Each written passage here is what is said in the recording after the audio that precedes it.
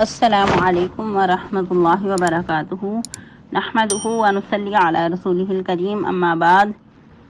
امید کرتے ہیں آپ تمام سسٹرز خیر و عافیت سے ہوں گی اور ایمان کی بہترین حالت میں ہوں گی۔ اللہ رب العزت سے دعا ہے آپ کی طرف ہر بڑے شر خیر میں بدل دے، آمین آمین۔ پیاری سسٹرز، ہم لوگ سورۃ المائدہ کمپلیٹ کر چکے تھے الحمدللہ، بنعمتہ تتم الصالحات۔ تو آج سورۃ الانعام کا ابتدائیہ ہوگا اور اس میں ہم لوگ 3 آیات مبارکہ پڑھنے کی کوشش کریں گے۔ بہت ہی خوبصورت سورہ مبارکہ ہے، تو آئیے لیسن سٹارٹ کرتے ہیں۔ رب اشرح لی صدری ویسر لی امری واحلل عقدۃ من لسانی یفقہوا قولی اللہم بارک لنا فی اوقاتنا اللہم فقہنا فی الدین اللہم انی اسألک الہدی والتقی والعفاف والغنی اللہم الہمنی رشدی واعذنی من شر نفسی۔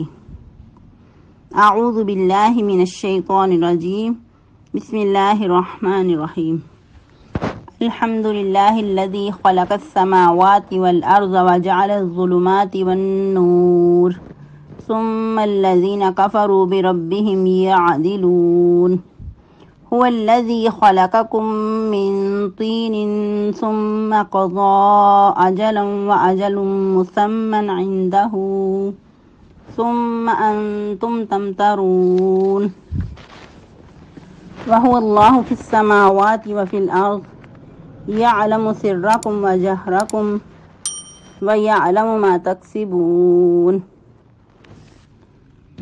ٹرانسلیشن۔ الحمدللہ الذی، تمام تعریفات اللہ ہی کے لیے ہیں، الذی خلق السماوات والارض، وہ پاک ذات جس نے پیدا کیا آسمانوں اور زمین کو، وجعل الظلمات والنور، اور بنائے اس نے اندھیرے اور روشنی، ثم الذین کفروا بربہم یعدلون، پھر بھی وہ لوگ جو کافر ہیں اپنے رب کے ساتھ شرک کرتے ہیں یا برابری ٹھہراتے ہیں۔ هو الذی، وہی پاک ذات ہے، خلقکم، جس نے پیدا کیا تم کو، من طین، مٹی سے، ثم قضى اجلا واجل مسمى عنده، پھر اس نے مقرر کی ایک مدت، واجل مسمى عنده، اور ایک وقت مقرر اس کے پاس ہے، ثم انتم تمترون، پھر تم شک کرتے ہو۔ وهو الله في السماوات وفي الارض، اور وہی اللہ ہی ہے آسمانوں میں بھی اور زمین میں بھی۔ یعلم سرکم، وہ جانتا ہے تمہارے چھپے رازوں کو، وجہرکم، اور تمہارے تمام جو ظاہری حالات ہیں، ویعلم ما تکسبون، اور وہ جانتا ہے جو کچھ تم کماتے ہو۔ تفسیر۔ جیسے کہ ہم لوگ قرآن مجید فرقان حمید میں 4 سورہ مبارکہ جو کہ بڑی تھیں بیسکلی، اور ساتھ میں سورۃ الفاتحہ پڑھ چکے ہیں، اور سورۃ البقرہ سے لے کے سورہ مائدہ تک گویا کہ ایک گروپ سورہ مبارکہ کمپلیٹ ہو چکا، جو کہ ایک ہی مضمون تقریباً چل رہا تھا، اور اس میں مخاطب جو تھے وہ اوورال یہود و نصارہ تھے، بنی اسرائیل تھے۔ اب سورۃ الانعام سے ایک نیا موضوع سٹارٹ ہو رہا ہے، جو کہ اس میں اوورال مخاطب مشرکین مکہ ہیں، قریش مکہ ہیں، ان کو مخاطب کر کے بات کی جا رہی ہے۔ اور جو 4 سورہ مبارکہ کے مشتمل سورہ مبارکہ کا گروپ کمپلیٹ ہوا ہے، یہ سورہ مبارکہ مدنی تھیں، اور اس کی یہ بھی پہچان ہوا کرتی ہے مدنی اور مکی میں۔ مکی صورتوں میں اوورال مشرکین مکہ کو مخاطب کر کے بات کی جاتی ہے، اور زیادہ بات توحید و رسالت پہ بات کی جاتی ہے۔ اور سورۃ الانعام مکی سورہ مبارکہ ہے، اور کچھ نے اس کو مدنی بھی کہا، لیکن اس کے مضمون کے حساب سے دیکھا جائے تو سورہ مبارکہ مکی ہی دکھائی دیتی ہے، اور یہ سورہ مبارکہ بہت ہی عظیم سورہ مبارکہ ہے۔ اور سیدنا عبداللہ بن عباس کے بقول جس رات یہ سورہ مبارکہ نازل ہوئی، اس رات بہت زیادہ فرشتوں کا بھی نزول ہوا، اور یہ سورہ مبارکہ 3-4 آیات مبارکہ کے علاوہ تمام سورہ مبارکہ ایک ہی رات میں مکمل نازل ہوئی۔ اور سیدنا عبداللہ بن عباس کے بقول ہی ایک ان کا قول یہ بھی ملتا ہے کہ جس رات یہ سورہ مبارکہ نازل ہوئی اس وقت اس سورہ مبارکہ کے ساتھ 70,000 فرشتے بھی نازل ہوئے اور سب کے سب تسبیحات کر رہے تھے اور بہت ہی عظیم تسبیحات تھی اور اس تسبیحات میں بہت پیاری بہت خوبصورت گنگناہٹ تھی۔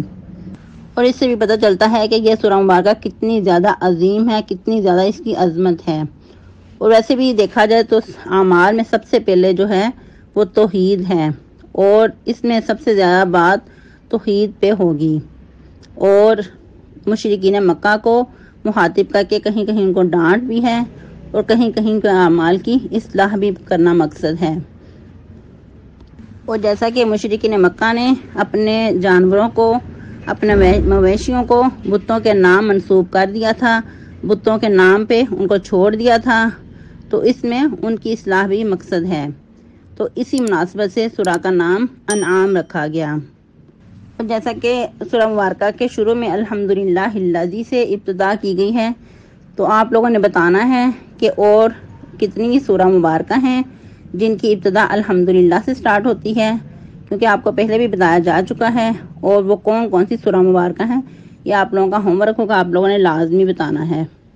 جیسا کہ ابھی بات کی گئی کہ یہ 4 سورہ مبارکہ کا ایک پیر ہے، ایک گروپ ہے، تو اسی طرح مزید 4 آیہ مبارکہ بھی ایک گروپ کی شکل میں ہے، سورۃ الانعام، سورۃ الاعراف، سورۃ الانفال اور التوبہ، یہ 4 سورہ مبارکہ ایک گروپ ہیں۔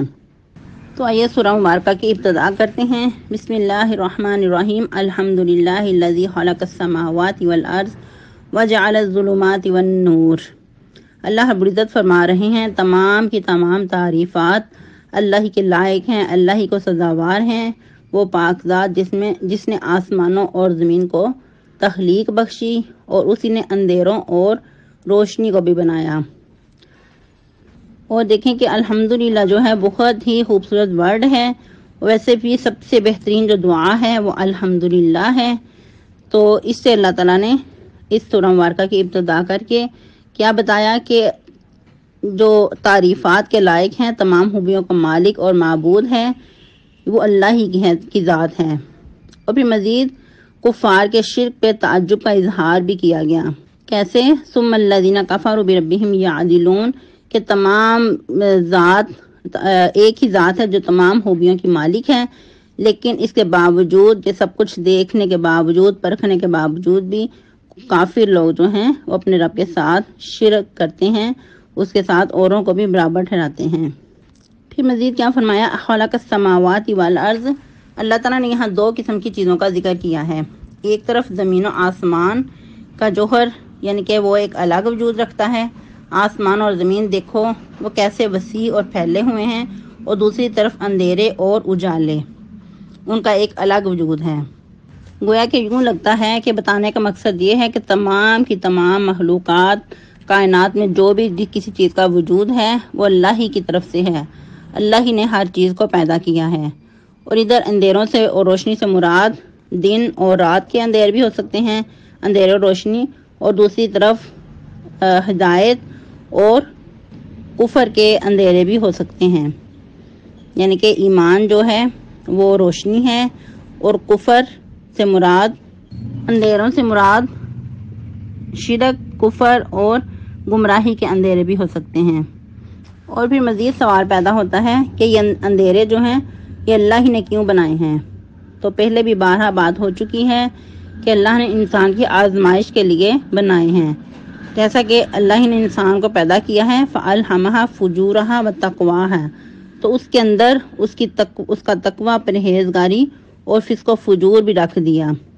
اگر صرف اللہ رب العزت انسان کو ہدایت ہی دے دیتے، اس کو تقوی ہی دے دیتے، تو پھر آزمائش کس چیز کی تھی؟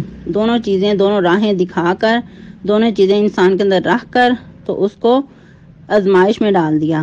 اگر اس راستے کو اپناؤ گے تو یہ اس کی جزا سزا ہے، اگر اس راستے کو اپناؤ گے تو تمہارا اس میں یہ نقصان ہے۔ ثم الذین کفروا بربہم یعدلون، یعنی ہر چیز کو دیکھنے کے باوجود، پرکھنے کے باوجود بھی، اس کا مشاہدہ کرنے کے باوجود بھی کیا ہے کہ ہر چیز کو تو اللہ خالق و مالک نے پیدا کیا ہے، وہی ہر چیز کا خالق اور مدبر ہے، پھر بھی یہ لوگ مشرکین اپنے رب کے ساتھ برابری کر ٹھہراتے ہیں، دوسروں کو اس کا مد مقابل ٹھہراتے ہیں، اس بات کو جانتے بھی ہیں کہ عبادت کے لائق وہی ایک ذات ہے، کیونکہ مشرکین مکہ اس بات کو تسلیم کرتے تھے کہ ہر چیز کا خالق مالک، ہر چیز کو وجود بخشنے والا، ہر چیز کا رازق اللہ ہی ہے، لیکن اس کے ساتھ ساتھ انہوں نے باقی بھی اپنے بتوں کو بنایا ہوا تھا اور مختلف چیزوں کے بت بنائے ہوئے تھے۔ تو یوں کہا کرتے تھے کہ ہمارا بارش برسانے کا بت ہے، معبود ہے، اور یہ ہمیں یہ دینے پہ قادر ہے، اور یہ ہمیں دینے پہ قادر ہے۔ تو اس طرح وہ اللہ کے ساتھ دوسروں کو شریک ٹھہراتے تھے۔ ان کا یہ نہیں عقیدہ تھا کہ اللہ کا وجود ہے ہی نہیں، یعنی وہ اللہ کو مانتے نہیں تھے، اللہ کو مانتے تھے لیکن اس کے ساتھ ساتھ اوروں کو بھی اللہ کے برابر ٹھہراتے تھے۔ تو انہی کے عقائد کو سامنے رکھتے ہوئے اللہ رب العزت نے ادھر وضاحت کی ہے۔ اور بعض اوقات تو ایسا بھی کرتے تھے کہ جب بہت مشکل میں مبتلا ہو جاتے تو پھر کہتے کہ اللہ اکیلے کو ہی پکارو، جیسا کہ زندہ مثال سیدنا اکرمہ رضی اللہ تعالیٰ عنہ کی۔ وہ بہت ہی زیادہ اشتہاری اور بہت جیسے بدماش قسم کے تھے اسلام قبول کرنے سے پہلے، اور اشتہاری ہو چکے تھے، اور یہاں تک کہا گیا تھا کہ جہاں بھی نظر آئے ان کو پکڑ کے جان سے ہی ختم کر دیا جائے۔ تو اسی بات سے ڈرتے ہوئے وہ وطن چھوڑنا چاہ رہے تھے۔ جب کشتی میں بیٹھے اس وطن کو چھوڑنا چاہ رہے تھے تو طوفان آ گیا۔ تو اس وقت اللہ نے کہا کہ سب اپنے اپنے معبود جو ہیں ان کو پکاریں، لیکن کشتی تھی کہ ساحل پہ جانے کا نام نہیں، اور مسلسل طوفان بڑھتا جا رہا تھا۔ اس وقت اللہ نے کہا کہ سب ایک ہی معبود کو پکاریں، جو ہمارا خالق مالک ایک ہے، اسی کو پکارا جائے۔ جب اس طرح کیا تو کشتی ساحل پہ لگی اور سب طوفان سے بچ گئے۔ تو یہ صورتحال دیکھ کر اکرمہ رضی اللہ تعالیٰ عنہ مسلمان ہو گئے کہ جب سخت حالات میں ایک اللہ کو پکارا جا رہا ہے اور وہی مشکل حل کرنے پہ قادر ہے، تو پھر عام حالات میں جب حالات سازگار ہوں اس وقت باقی جو بت ہیں، باقی جو خود ہی تراشے ہوئے ہیں، ان کو پکارنا، ان کی عبادت کرنا کیسے یہ جائز ہو سکتا ہے؟ تو یہی چیز جو تھی ان کی ہدایت کا سبب بن گئی۔ پھر مزید اللہ رب العزت فرما رہے ہیں وَالَّذِي خَلَقَكُم مِّن طِينٍ، وہی تو پاک ذات ہے جس نے تمہیں مٹی سے پیدا کیا، ثُمَّ قَضَىٰ أَجَلًا، پھر اس کے ہاں ایک وقت مقرر ہے۔ یعنی انسان کو اللہ تعالیٰ نے حقیر مٹی سے پیدا کیا ہے۔ جس طرح کہ پہلے بھی آپ پڑھ چکے ہیں کہ آدم علیہ السلام کا جو پتلا تھا وہ مٹی سے تیار کیا گیا، تو اس کی پہلے مٹی کی مختلف صورتیں تھیں۔ تو ویسے بھی طین جو ہے چکنی مٹی کو کہا جاتا ہے، خشک مٹی پہ بولا جاتا ہے طین کا ورڈ۔ تو اس کی مختلف صورتیں ہوئیں، پھر اس میں آدم علیہ السلام کا وجود بنایا گیا، یعنی کہ اس کا پتلا بنا کر اللہ رب العزت نے اس میں اپنی روح پھونکی۔ ویسے بھی پہلے آپ کو پتا ہے، بارہا بتایا جا چکا ہے کہ آدم علیہ السلام بن والدین کے پیدا ہوئے، اللہ رب العزت نے خود اپنے ہاتھ سے ان کا پتلا بنایا اور اس میں روح پھونکی، اور چلتے پھرتے انسان ہوئے۔ تو جو انسان کا ابتدائیہ ہے وہ مٹی سے ہی ہے، اور ویسے بھی جو کچھ انسان کھاتا پیتا ہے، انسان کا جو پیدائش کا ایک سبب ہے وہ مٹی ہی ہے۔ تو اللہ تعالیٰ انسان کو اس کی تخلیق کی طرف اشارہ کر کے اس کی جو حقیقت ہے کہ حقیر مٹی سے بنایا ہے اس کو یاد دلانا چاہ رہے ہیں۔ پھر کیا ہے کہ ثم قضا اجلا، ایک وقت مقرر ہے، یعنی کہ زندگی جو ہے انسان کی وہ ایک وقت تک ہے، اس کا وقت مقرر ہے کہ کتنا انسان دنیا پہ رہ کے جینا ہے۔ واجل مسمى عنده، پھر اس کے ہاں بھی ایک وقت مقرر ہے، یعنی قیامت تک اس نے پھر کتنا رہنا ہے، برزخی زندگی اس کی کتنی ہے۔